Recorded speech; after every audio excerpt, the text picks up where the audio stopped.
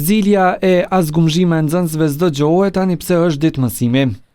Madje as lëvizje nuk pati në proborrin e shkollës teknike Fehmi Ladrovci në Drenas.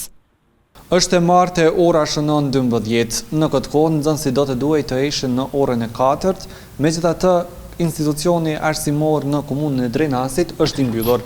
Kjo nga se siç kupton televizioni e gjithë shkolla shkuan në pushime, nga se nxënësit e klasave të 12 shkuan në ekskursion në Shqipëri bashkë me krejt stafin akademik.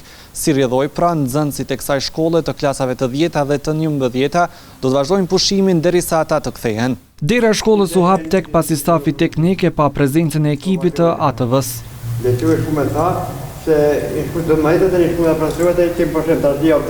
Në mungesë të stafit akademik, njëri nga prindërit që gjatë të martës erdhi ta regjistrojë djalin në këtë shkollë, këtë procedurë pati të pamundur.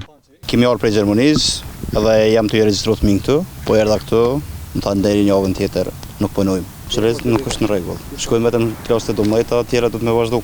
Praktikë e tillë sipas drejtorit të shkollës Lulzim Nika është tash pothuajse 10 vjet.